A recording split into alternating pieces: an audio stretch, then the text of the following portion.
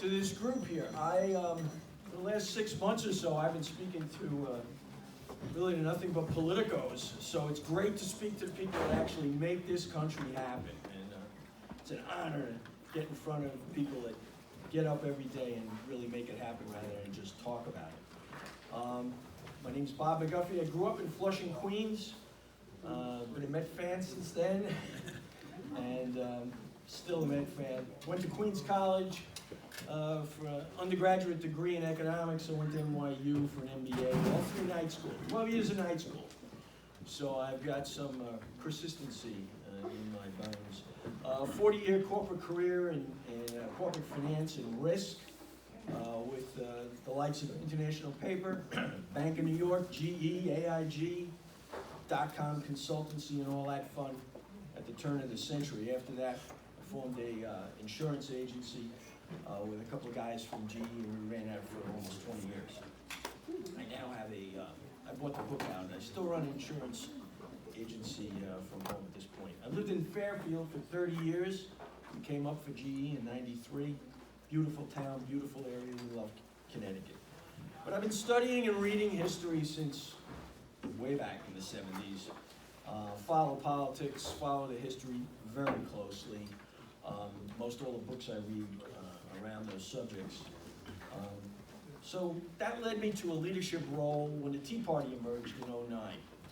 People getting up, speaking out. They didn't like the growth of the debt, they didn't like the bailouts, they didn't like increasing government. I surfaced and was a co-leader of the Connecticut Tea Party here. I also headed Ted Cruz's campaign, his primary campaign in Connecticut in 2016. After Trump's victory, I stepped back a bit and I wrote a book. I co-authored a book called The Seventh Crisis: Why Millennials Must Reestablish Ordered Liberty. It was really a reach out to them with some of the lessons that we can give to them. It also looked at the cyclical crises that the Anglo-American world has been undergoing for several hundred years, plays off the fourth turning, and it seems every 80 to 100 years we find ourselves in another crisis. And we are, folks, we're there now. We are clearly in a crisis. And so back in the day, back in '09, we came out to go to Jim Hines' town halls, and we really weren't being spoken to, honestly. It was awful. So, he caught a lot of flack from us. If you go on my website, you'll see me in town halls challenging him on his voting for the debt, for Obamacare. We sent 2 teams of people into his office in '09 to explain the Obamacare bill to him, because he clearly didn't know what it was all about. So my remarks today, because of the business group, largely economic issues I'm going to address here. And in the vein of the situational analysis, we'll assess the national economy, how the national stressors are impacting U.S. households, Connecticut's general business environment, the state of business in Connecticut, and the challenges and factors inhibiting small business growth, which is dear to all our hearts, and what a congressman can do and should do to positively impact that situation. So let's look at the national economy. We've had constant debt expansion for the last 15 years. It's $34 trillion, as you hear, and counting. It's growing at $2 trillion a year now. They are spending $7 trillion and only taking in $5 trillion in tax receipts, and they refuse to go back to the pre-pandemic spending levels. So everything that was spent in the pandemic now has been baked in. We're over the waterfall. Connecticut's general business, inflation. It's the highest in 40 years.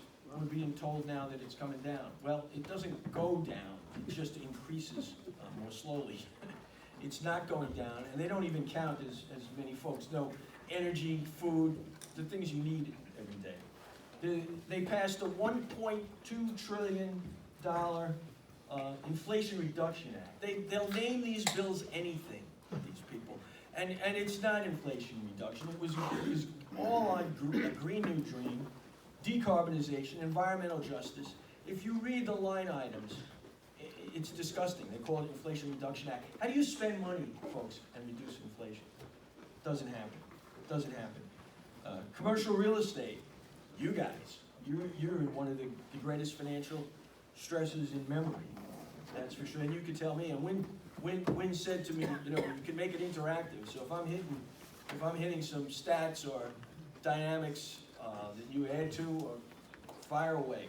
We'll go through this and we can make it interactive. Energy prices are at record highs. The government is disincentivizing the production of energy in this country. It's crazy. Energy is the lifeblood of the country. If you can reduce energy costs, you can bring costs of everything down and facilitate expansion. 50-year economic assessments of government spending show that only pure infrastructure, pure R&D, and opening foreign markets are the only things the government can do to stimulate business. That's it. R&D, infrastructure, opening markets.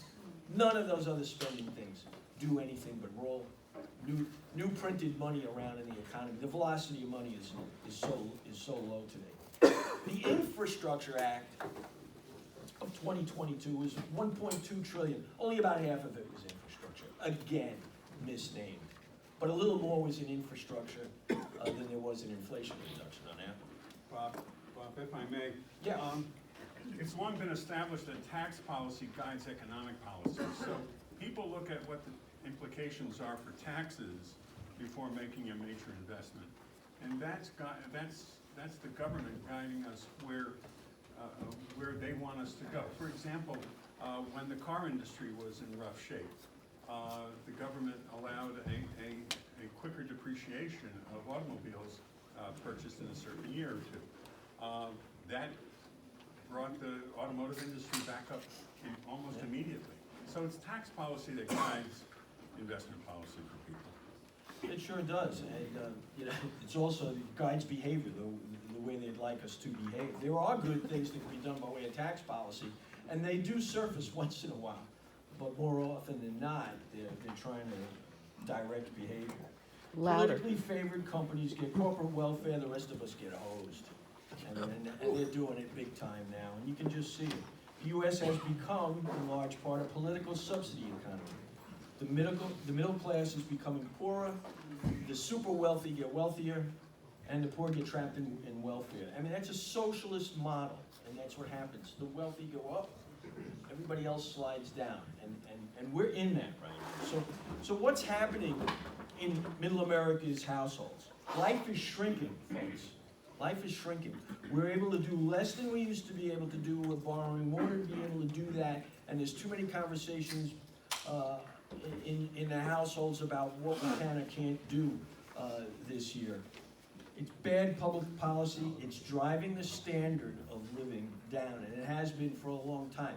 And there's a lot of distractions out there to make you think that that is not the case, but the basic standard of living in this country has gone down for decades. And the favorite illustration I give of that is back in the 50s and 60s, one breadwinner in the house could go out and get a regular job, and then they could be married and have a child or two and a car, all on a salesman's salary or a mechanic's salary. Impossible today. Impossible today. That's standard of living. You can take care of your needs based on that type of living. We're nowhere near that. We've gone down for decades. We're fooled with cheap electronics, cheap ready to wear, and that distracts you. Yeah, you can go out and you can buy dinners that your parents didn't take you out for dinner all the time. But what about your health care? What about your energy costs, education costs, mortgage costs, all of it? That's a foundational assessment of why I'm running, is to bring that message out in this district, remind people of what's really going on. And let's do something about it. The open border, it's clearly a policy of open border. It's overwhelming the cities, absorbing resources, and now, of course, with all of them coming through, terror threat is on alert again. You know, who's coming in? And if you wanted to create havoc here, just send them in through the border. Inflation is eroding our purchasing power. Our essentials are up 40%. Real incomes have fallen. 60% of Americans live in paycheck to paycheck. High energy costs are driving all of this. New car payments today, $750. That's what a new car payment is, unbelievable. Used car, $540. Car prices are up 40%, 30%, sorry. Home mortgage, interest rates, you're paying more. The good scoring credit scores are, there's equitable access that you may have heard about. So the high scoring credit scores are subsidizing the low scoring credit scores. Great. Back to that socialism. Credit card debt's at an all-time high. That's how people are bridging the gap. That $34 trillion of debt, that's $250,000 a household. That's what it is. And they have no intention of paying it back. And that's an incredible burden. And it comes out of our hides in the inflation. Families in this district probably have paid $10,000, $20,000, $30,000 or more to make ends meet in the last couple of years since COVID. When more people are dependent on government, fewer people are empowered. When government expands, the people shrink. There's 42 million people on food stamps today, 100 million on Medicaid. It's unbelievable. I mean, everybody's getting in the cart, right? No good. Government is also now wedging itself between parents and their children. And the parents are fighting back, we want them to learn in school. I mean, the Federal Department of Education came in 1978, and we were one of the top, most competitive educating societies in the world, and we've done nothing but drop since then, since they put that thing in. We're like 38th to 50th now. It's a disgrace. Even life expectancy, which we don't hear this stat much, but 76 years. It's the lowest it's been in 2 decades. They even want to ban gas stoves. People laughed at first, but then the bills started being surfaced. They're being fought in this state. They put it in New York, your gas stove, because it's destroying the atmosphere. They also have tabled restricting your ceiling fans and water heaters. What else do they want to do to us? And with all the smart appliances, they're connected to the internet, too much control. We are giving up too much control over our own lives. We have smart meters on the meters on the house. Why? I mean, you can write a letter and tell them not to put it on, but they'll go through power blackouts, turn your electricity down if they please. It's already going on out in California. Digital currency, dangerous. We all like the facility of having our money in the bank and be able to transfer it, but it's your money. You get a digital currency, and they're talking about a central bank digital currency, it's going to be on their account, and they'll be able to control whether you have access. God knows what restrictions they can put on that, and they will. They show their intent. So this brings us to the state of business in Connecticut here. So, real quick, Connecticut's ranked 44th in the nation in cost of living, 47th in its business tax climate, 45th in the growth of small businesses, 50th. It's the worst state in the nation to start a business. Yeah, the last. I mean, when we were in a Tea Party, we were telling people this, and we were saying, shut up with that stuff. Yeah, Malloy didn't like it, but we were always reminding him of the wonderful state of affairs here. It's not a cliche, as you guys know. Small business is the backbone of the economy. That's where all the jobs are. They're not in the big corporations. 3/4 of the jobs in the country were considered small businesses. Small business, what does it represent? Our independence, our individual liberty is what it represents. You run your small business, you're in control of your life. That's what our charters of freedom are all about. That's the way we need to live in this country. That's fading away. It's fading away. So I suspect most of you are familiar with those rankings, but there are 2 factors which make it such a challenge to run a small business: the general business environment and the government regulatory environment. So, general business and economic challenges: accessible financing, borrowing costs, cost and availability of human capital, raw material costs, and office rent. Office vacancy rate nationally, I understand, is 18%. Is that, you guys tapped into that? Yeah. We are. Yeah. Great. I mean, this is bad, and we know some of the aspects of the pandemic that brought this about. How are you gonna help us fix all these problems you're putting out here? I'm getting to it. Don't worry. You're already depressed. That's the last page. Come on. The cameo. Yeah, all right. Well, first got depression. We only got the answer. I grew up in I mean, government, what are they doing? Connecticut has the highest business taxes, excessive number of required permits, overly complex procedures, bureaucratic delays, onerous zoning laws, all the rest of it, right?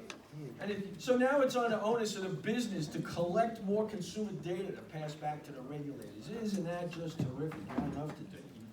Unreasonable bans and restrictions. So what can a congressman do to improve this situation, the man asked?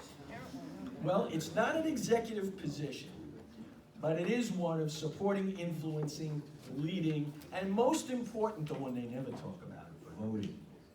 Voting. We never hear how these people vote.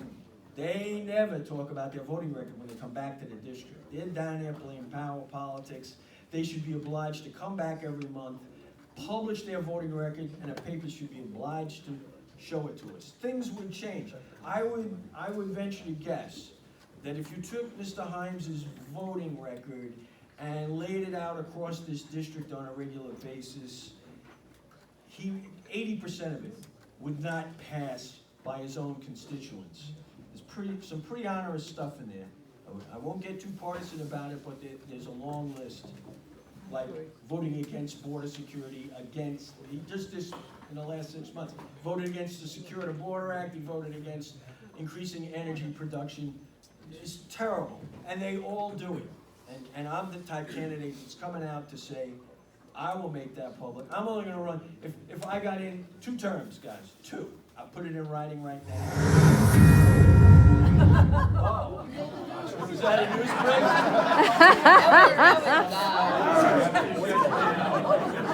So the 2 terms, that's that. All right. I still do have all right, so what would I do? I would unleash an empowered task force to go out in the field and reduce federal permitting and regulations on the spot. You empower people to go out and do it, not sit around and pass the stuff around. Okay. Chamber of Commerce states that federal regulations account for a loss of 2 million jobs. I think it's much higher than that. Let's enact tax credits, worker training, free federal land. A lot of people don't realize 90% of Utah is owned by the federal government. Loosen zoning, low interest loans, fast track licensing, and R&D grants. Pass the Main Street Tax Certainty Act. It'll make permanent the 20% small business tax deduction, which is set to expire at the end of 2025. Eliminate the sales tax on worker training programs. I can't believe they tax it. Incentivize developers and municipalities to build on former brownfield sites and opportunity zones after they've been remediated. Let's get going. Incentivize investment.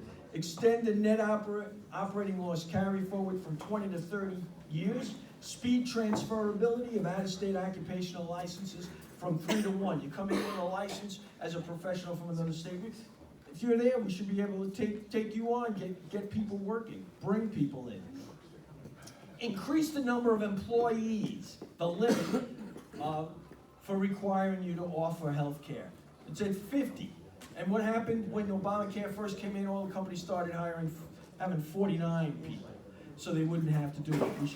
We need choice in health care. There should be a variety of plans, whatever the businesses can afford to offer, and they will compete for their employees. Restore the pass-through entity tax credit, streamline the workers' comp system, tighten protections for intellectual property, and reclaim energy independence and dominance.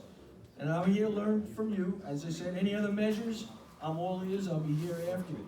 The economy, in closing, the economy is just one sector in which the U.S. is currently in crisis. But Jim Himes doesn't seem to understand it, doesn't address it. We face massive challenges at our border, our cultural erosion, in our educational systems, our justice system, biased media and censored speech, and our politics generally. They talk to us like we're kindergartners. They insult us with their misrepresentation of reality.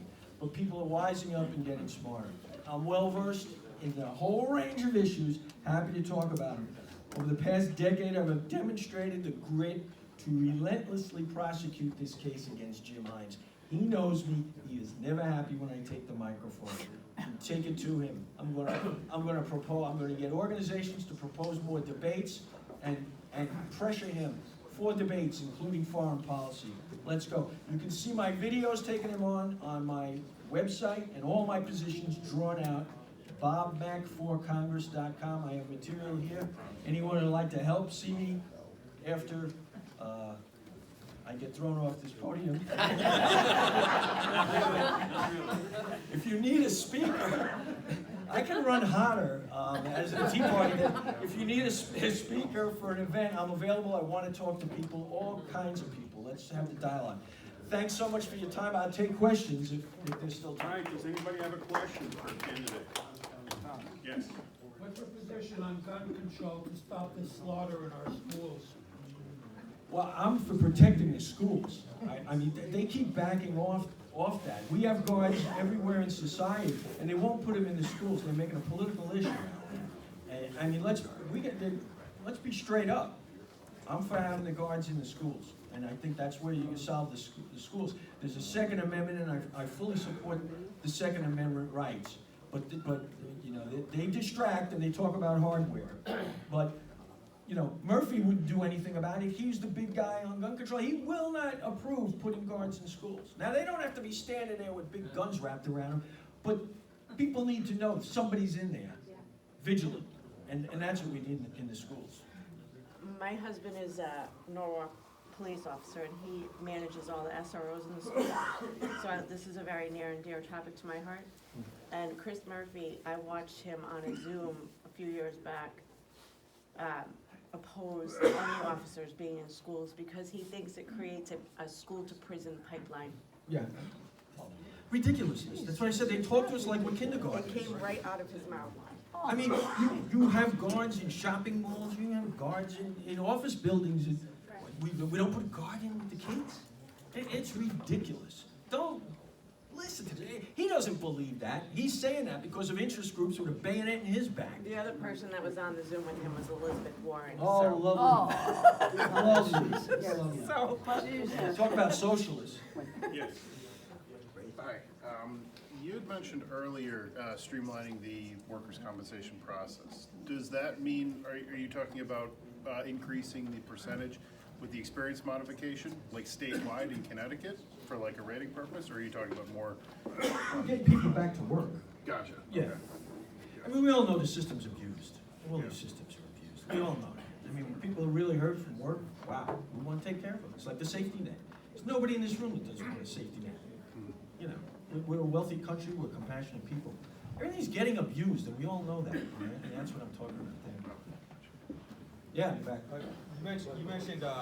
You mentioned inflation is a big issue that you were talking about, but it seems like most of your proposals were for tax credits, which are also called tax expenditures. Because it's free money giving out to people. You talked about lower interest rates. Both of those seem to increase the supply of money in the economy, which would drive inflation higher. And you also talked about certain government spending programs, and I heard you talking about different task force that can maybe deregulate, but presumably that would cost money too for the task force to be advocating for the people. So how does all of that supply side pressure actually reduce inflation? I didn't hear any proposals from you.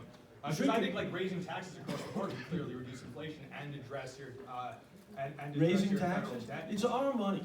It's our money. That government was the federal government was created by the states, and they're out of control.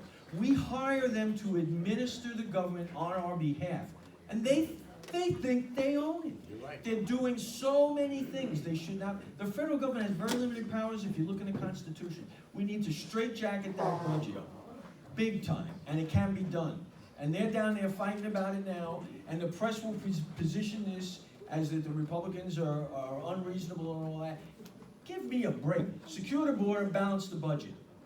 What you do is you look at the tax receipts today, and then you look back several years to where that matches what was spent, and then you straitjacket the budget. There's some issues with that.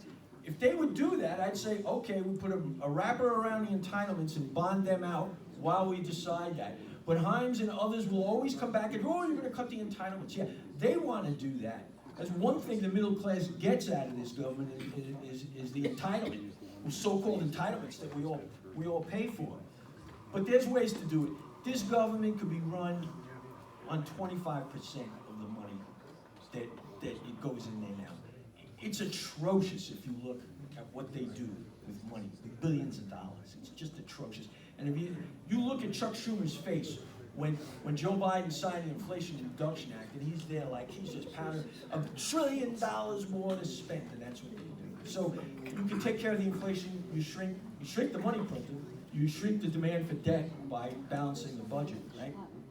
That's how you do it. If you do that, sorry to if you do that by continuing QBI, by getting rid of the sunset on the QBI deduction, that's stimulative to businesses, right? Like if we're to believe that businesses are the lifeblood of the economy, which I do, and that they stimulate the economy, then if you're reducing their tax burden by 20% for a lot of small businesses, and then in addition to that, we're just coming off of the heels of one of the biggest sort of tax refund scams this country has ever seen with the earned employee retention credit, which was estimated to cost around $80 billion, and it's actually costing us more like $200, $300 billion. Thank you for that. Sorry. Bob's gonna be around, so please have that discussion with him, offline. One last question, anybody? Yes, Chris? Okay, anybody else, last one? None? Rick, did you have a question for him? Rick? You don't hear about this in the media, but there's been an enormous concentration of wealth these days. And if you look at the charts on when it started happening, it happened when the accounting standard boards changed the stock option rules. It used to be 350 out of 500 corporations in this country had employee stock options, and it went down to the lowest paid guy on the floor at Home Depot. And they changed the accounting standards where you had to book that as an expense the day you get it. And the employee would be expected to pay tax on it, even though they made no money. So all but 20 companies in America have eliminated the stock option plan. And the wealth is gone from about a third being the top 10% and a third the middle class being 25%, the top 10% being 50%. I think a big cause of it is the elimination of the employee stock option plan. Would you be open to reversing those standards? Yes. Good topic. Thank you. Thank you. All right, again, Bob. All right. Thank you, and best of luck. Thank you.